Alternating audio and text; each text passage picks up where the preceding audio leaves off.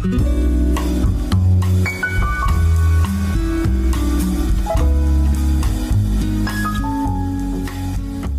estás por encima de nadie, no porque seas menos que otros, sino porque todos estamos hechos del mismo polvo. El respeto no nace de sentirte superior, sino de recordar que podría ser cualquier otra persona. Ricardo siempre decía que no soportaba la mediocridad. Miraba a sus compañeros del trabajo con desdén, juzgaba a los que no se esforzaban y criticaba a su familia por ser conformistas. Pero un día lo despidieron, y la misma gente que antes despreciaba fue quien más lo ayudó a levantarse. Un compañero le consiguió entrevistas, su hermana lo hospedó, su madre le cocinó con ternura, y por primera vez Ricardo sintió esa humildad que tanto le faltaba. Entendió que el respeto no es un premio que das a quien lo merece, sino una forma de mirar al otro sin colocarte por encima. Y descubrió algo más profundo. El ego busca jerarquías. La conexión, sin embargo, busca más humanidad y conexión. Bienvenido nuevamente a Crece Contigo. Vamos a empezar con este nuevo episodio hablando nuevamente del ego y sobre todo de un tema tan importante como lo que es la conexión y el respeto. Recuerda que el ego se alimenta de las comparaciones. Yo trabajo más, yo pienso más que otros, yo estoy más despierto que los demás. Pero la verdadera conciencia no se mide en más o menos. Se mide en cuánto puedes reconocer tu propia sombra en los demás sin juzgarla. Hay aquí tres verdades que son bastante incómodas de aceptar. De hecho, la primera, sentirte superior a otros no te hace fuerte. De hecho, te aísla del resto. Verdad número 2, nadie crece realmente desde el juicio, sino desde la comprensión. Y la número 3, cuanto más juzgas, menos estás en conexión con los demás. El respeto no es una emoción, es una decisión consciente de ver al otro como un igual. Aunque piense distinto, viva distinto o se equivoque de otra forma distinta a la tuya. Y esto puede ser bastante complicado de entender. Eso es algo que todos podemos ver, pero aquí vamos a entender cómo podemos llegar a ese nivel de comprensión si hacemos un trabajo duro, constante y sobre todo consistente, en el cual no solamente pensamos en los demás, sino cuestionamos nuestra forma de pensar de los demás. Punto número 1. ¿Por qué necesito sentirme superior para sentirme seguro o segura? Bueno, aquí hay una cuestión. Hemos acostumbrado nuestra mente a temer a la igualdad, y esto es debido al ego justamente, y a la cultura individualista en la que vivimos. La igualdad vuelve esto invisible. Nos hace llegar a creer que ser iguales a otros está mal, que lo mejor y lo que tenemos que todos de alguna manera aspirar es a ser mejores que los demás, a tener más que otros. Y esto, de hecho, nos vuelve un poco más débiles si lo piensas. ¿Por qué? Porque si todos estamos pensando en eso y todos estamos queriendo superar a otros, al final esto se vuelve bastante solitario para todos nosotros, ¿no crees? Y si todos somos mejores que los demás, bueno, pues al final del día eso quiere decir que todos somos realmente iguales. Ricardo se sentía valioso solo cuando podía demostrar que era mejor que otros, por ejemplo. Y aquí hay una cuestión. Cuando hablamos de superioridad, que no existe, porque ya hemos hablado de esto en otros episodios, podemos llegar a pensar en algo bastante curioso. Cuando tú dices superioridad, estás hablando de una comparación con los demás. Estás tratando de ver quién es mejor o peor en términos que realmente no todos comparten. Recordemos los valores de ACT. Recordemos que todos actuamos acorde a lo que valoramos y lo que consideramos más importante. Y si tú, por ejemplo, consideras que es muy importante tener dinero, pero otra persona considera que es más importante trabajar de lo que le gusta, pues ¿qué va a pasar? Que podrían ambos pensar que son superiores al otro por actuar acorde a el valor en particular del que estamos hablando, ¿no? La persona que considera que es más importante el dinero va a menospreciar, va a sentirse superior si es que sucumbe ante estas ideas, ante estas creencias, ante el ego. Va a sentir que es mejor que la persona que considera que es más importante trabajar de algo que le gusta. ¿Y esto por qué? Pues porque tal vez eso implica que no gane lo mismo que la persona que considera que el dinero es lo más importante. Pero la otra persona igual podría llegar a sentirse superior, podría llegar a sentir que es mejor su decisión de trabajar de algo que le gusta y no de algo que le da dinero pero sin que le termine de gustar al 100%. Y esto nos vuelve iguales en el sentido de que todos actuamos acorde a lo que valoramos más.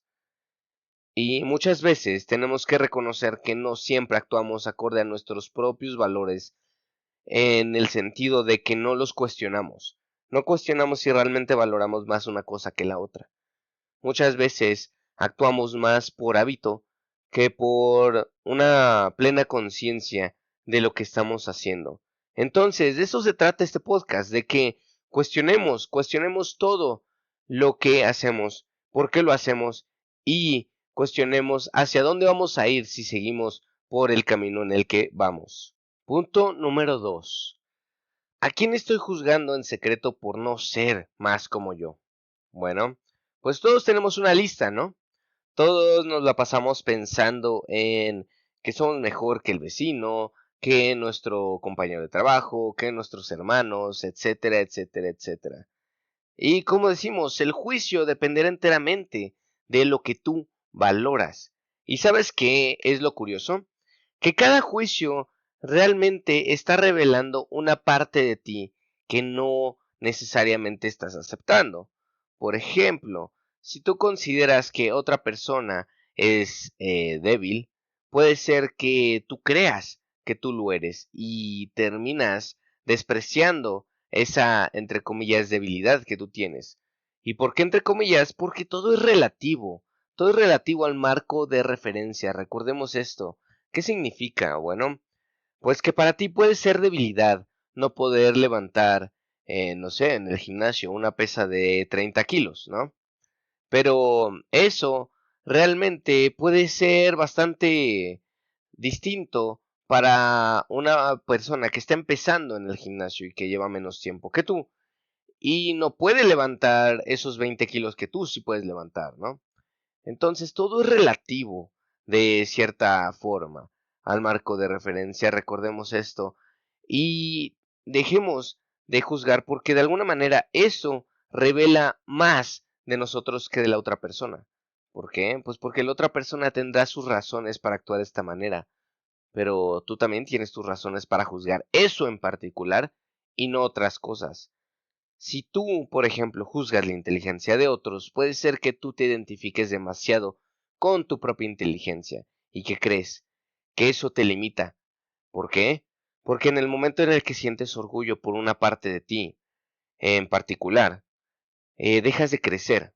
Si tú sientes que eres muy inteligente, no vas a aceptar, muy probablemente, cuando veas enfrente de ti temas que no conoces. Y eso, paradójicamente hablando, nos va a hacer más tontos, ¿no? Porque en el momento en el que tú aceptas que no conoces algo, que no conoces algún tema, o que te falta profundizar y entender un poco más del tema, pues dejas de aprender. Y eso, paradójicamente hablando, te hace dejar de ser inteligente en un sentido estricto y absoluto de la palabra, ¿no? Entonces dejemos de juzgar a otros, porque esto nos revela más de lo que carecemos que de lo que realmente estamos teniendo en ese momento. Punto número 3. ¿Qué pasaría si tratara a todos como espejos en lugar de escalones? Esta es una pregunta interesante, ¿no? Si nosotros nos ponemos a pensar en todo lo que vemos en los demás, en todo lo que primeramente juzgamos, en todo lo que nos fijamos, antes que en cómo la otra persona puede ser útil o inútil, con respecto a lo que nosotros tenemos como objetivos, bueno, pues nos vamos a dar cuenta más de cómo somos nosotros y vamos a ver qué realmente estamos nosotros reflejando en los demás, qué estamos nosotros demostrando ante los otros en la sociedad. ¿Esto qué significa? Que verás en los demás una parte tuya, una similitud. Si empiezas a ver más allá y te enfocas más en las similitudes que en las diferencias también, ¿qué va a ocurrir? Que vas a ver en los otros reflejos de ti mismo o de ti misma. Y eso va a empezar a generar más conexión y va a generar menos competencia. Nos va a alejar más de este individualismo y nos va a acercar a este colectivismo individual. Ningún extremo es sano en el más estricto sentido de la palabra.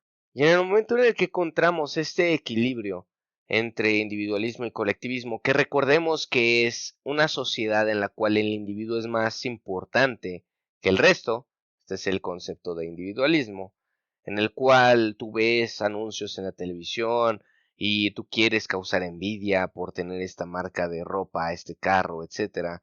Eso es individualismo. El colectivismo es más oriental, en el cual todos importamos menos individualmente e importa más el grupo que simplemente unas personas, ¿no? En particular.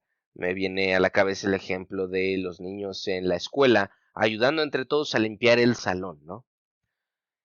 Cuando nosotros encontramos este equilibrio y dejamos de sentir que todos y cada uno de nosotros somos más importantes que el resto, en ese momento empezamos a generar más conexión con los demás. ¿Y qué ocurre? Que esto de alguna manera es paradójico, porque el hecho de que tú lo hagas no implica que los demás también lo hagan. Y eso de alguna manera tenemos que aceptarlo. Tenemos que aceptar que nosotros podemos llegar a ser así y no necesariamente esperar lo mismo del resto. Y esto es difícil porque si lo pones en el terreno del individualismo, puedes llegar a pensar, ¿por qué yo tengo que hacer esto y los demás no? Bueno, pues la respuesta es que tú estás aquí. Tú estás aquí esperando tu desarrollo personal, trabajando en esto constantemente y tú quieres lograr algo más. Y lamentablemente aquí me llega también esta frase a la cabeza de, si tú quieres tener lo que pocos tienen, tienes que hacer lo que pocos hacen. Entonces, empecemos a avanzar hacia ese camino, a ese colectivismo más individual, o a ese individualismo colectivo, como le quieras llamar, este equilibrio entre ambos polos. Aquí surge el punto número 4. ¿Puedo respetar a otros aunque no estemos de acuerdo con ellos? La respuesta es sí. ¿Es difícil? Claro que sí, y esto es muy muy difícil, y más en esta, pues hablando nuevamente del individualismo, en el cual pensamos que nuestro punto de vista importa más que el de los demás, ¿no? Y esto no es porque te lo digan activamente, o no porque la publicidad te lo meta por los ojos, sino porque es una consecuencia lógica e inconsciente de pensar que el individuo importa más que el colectivo, que tú tienes más razón, que si los demás están mal no importa siempre que tú estés bien, etcétera. En ese momento empezamos a dejar de respetar a los demás sin darnos cuenta. Y ojo, el respeto no implica hacer que los demás estén como en un pedestal y estén arriba de nosotros. Implica que son iguales a nosotros. Es decir, en lugar de pensar en términos de superioridad, empezamos a sentir y a pensar en términos de igualdad. De tú eres una persona tan importante como yo. Y eso no exige que haya una aprobación de por medio ante lo que la otra persona piensa, siente, dice o hace, sino que exige empatía hacia el otro. Entender que si tú estuvieras en la misma situación que la otra persona, si tuvieras el mismo contexto, la misma historia, los mismos padres, las mismas escuelas en las que estuvo, tú harías exactamente las mismas cosas. En nuestro ejemplo, Ricardo empezó y aprendió a escuchar sin corregir a otros, y eso transformó sus relaciones enormemente. Empezó a conectar con los demás, empezó a abrirse más, a mostrar vulnerabilidad y se dio cuenta de que no se sentía débil, al contrario, se sentía más fuerte. ¿Por qué? Pues porque esas conexiones lo hacían sentirse así, se sentía más apoyado. Punto número 5 y punto final de este episodio. ¿Cómo cambiaría mi vida si dejara de competir y empezara a comprender? Bueno, pues, ¿qué va a cambiar aquí? Aparte de lo que ya mencionamos, que es esta conexión, esta vulnerabilidad, vas a ganar paz, vas a ganar tranquilidad. ¿Por qué es eso? Bueno, pues porque en el momento en el que tú te pones en una mentalidad de superioridad, de inferioridad, etcétera, ¿qué ocurre? Que hay un constante conflicto interno. En ese momento empezamos a ver todo como entre más o menos, mejor o peor, etcétera. Estas dicotomías que nos encanta usar, ¿no? Bueno, malo, etcétera, etcétera. ¿Y qué ocurre? Que constantemente vas a estar utilizando tus recursos cognitivos, tu mente, para tratar de conciliar ese conflicto, para tratar de entender qué es bueno y qué no lo es. Y en el momento en el cual tú determinas que todos tenemos derecho a actuar de una manera, entre comillas, incorrecta, y que todos tenemos derecho a ser buenos, que todos tenemos derecho a ser malos en lo que hacemos, etcétera, bueno, pues en ese momento vamos a empezar a sentir tranquilidad, vamos a soltar esa constante conciliación entre estos conflictos internos, porque no va a existir ningún conflicto interno. No vamos a tener que conciliar nada, no vamos a tener que encontrar qué es bueno y qué es malo, sino que vamos a estar en esta área gris. Ya no vamos a estar buscando el blanco o el negro, sino que vamos a entender que los equilibrios son lo mejor y lo esencial en lo que respecta a la mayoría de las cosas que existen en la realidad. ¿No me crees? Pensemos en, por ejemplo, una persona que trabaja mucho porque valora demasiado el dinero, ¿no? ¿Qué va a pasar con esta persona que valora en exceso el dinero y no valora nada más? Bueno, pues ¿qué va a pasar? Que probablemente todo su tiempo o la mayoría de su vida se la va a pasar justamente trabajando. Va a dejar a un lado sus conexiones, si tiene hijos no los va a ver tanto, etcétera. Nos podemos hacer una idea clara de esto, ¿no? De que si tú valoras en extremo una cosa, vas a descuidar lo demás. Y justamente la vida se trata de equilibrio, se trata de encontrar cuál es el punto en el cual tú puedes estar haciendo feliz a una parte sin descuidar la otra. En este ejemplo, la parte humana, la parte de conexión, la parte de la crianza de los hijos, la parte de el descanso, la salud, etcétera, etcétera. Y así como este ejercicio tan breve que acabamos de hacer, podemos hacerlo cada uno de nosotros en nuestra mente y podemos simular las consecuencias de actuar en el extremo que tú quieras. Personas que, por ejemplo, actúan siempre queriendo ser la persona buena, lo que sea que eso signifique, puede ser que descuiden su lado más natural, más, entre comillas, animal, más salvaje, como las necesidades que tiene a nivel fisiológico, y esto no es nada saludable. Puede generar un montón de ansiedad justamente como consecuencia de esta necesidad constante de actuar de manera positiva, y apuesto a que te pueden llegar personas así a la mente. A mí me llegan, por ejemplo, las personas que tienen estas tendencias religiosas extremas, ¿no? Que quieren constantemente tener la aprobación de su religión, de su Dios, pero que en el proceso se descuidan y descuidan a sus propias familias, su cuerpo, su vida en general, ¿no? Y todo lo hacen precisamente para quedar en esa balanza, en esa valencia positiva todo el tiempo, lo cual es bastante irreal si lo piensas, porque no existe en la realidad este medidor. Ninguno de nosotros tenemos en nuestro brazo una especie de termostato o de barrita que se vaya llenando acorde a nuestras acciones. Eso está nada más en nuestra cabeza. En el momento en el que llegamos a ver esto y aceptar que nada realmente se mueve en dicotomías y que nadie nos está juzgando y que nadie está realmente viendo todo lo que hacemos todo el tiempo, vamos a ser más libres. ¿Y esto por qué es bueno? Porque de alguna manera cuando nosotros tenemos esta tendencia a pensar en valencias, lo que terminamos haciendo es generando un estrés emocional innecesario. Ejemplo, si yo pienso que hablar de ciertos temas con mis hijos es algo, pues prohibido, algo que no debería de estar haciendo, por ejemplo, pues ¿qué va a ocurrir? Que en los momentos en los cuales sea evidente que yo tenga que tocar esos temas, en los cuales no pueda yo escapar de hablar de esos temas, voy a sentir estrés y ansiedad y voy a querer escapar y voy a querer hacer todo lo necesario por decir lo menos posible de esos temas, etcétera, etcétera. ¿Y qué va a pasar? Que eso me causa estrés, y no solo a mí, le causa estrés a mis hijos, y probablemente les pueda llegar a causar alguna consecuencia negativa en sus vidas, si estos temas son realmente importantes de hablar, ¿no? ¿Y qué ocurre? Que cuando dejamos de creer que esto es así, vamos a dejar de tener este estrés, vamos a dejar de tener esta ansiedad y estas cosas metidas en la cabeza. Y esto es algo muy positivo, ¿por qué? Porque en el momento en el cual sentimos estrés, ansiedad, miedo, etcétera, lo que está pasando es que nuestra parte más emocional bloquea nuestra parte más racional. Y esto hace que no tomemos las mejores decisiones en nuestra vida. Y recordemos que nuestras consecuencias de nuestra vida, lo que sea positivo para nosotros en términos de salud, de conexión familiar, de la vida en general, dependerá enteramente de nuestras decisiones.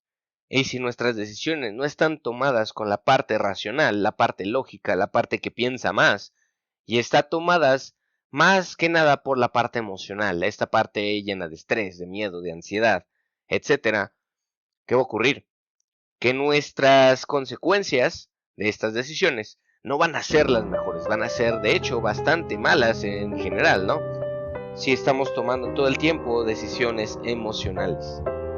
Y esto lo puedes comprobar muy fácilmente. Piensa en algún momento en tu vida en el cual tomaste una decisión emocional y la consecuencia no te gustó. De hecho, fue algo terrible para ti. Y aquí puedes extrapolar eso al resto de tus decisiones. Entonces, tenemos que liberarnos de esto si queremos tener una vida en paz, una vida feliz, una vida plena, una vida en la cual somos un impulso positivo para otros, un ejemplo a seguir, si queremos realmente desarrollarnos plenamente. Para cerrar este tema, recuerda que no estás por encima de nadie, y esta frase no te está quitando valor, te devuelve de hecho libertad, te devuelve más conexión con los demás, te devuelve humanidad, cuando entiendes que no hay jerarquías en lo que respecta a quién es más digno, quién merece más respeto, etcétera. Y en este momento lo que ocurre es que la comparación deja de tener sentido y la conexión real empieza cuando ya no necesitas sentirte más que nadie para sentirte alguien.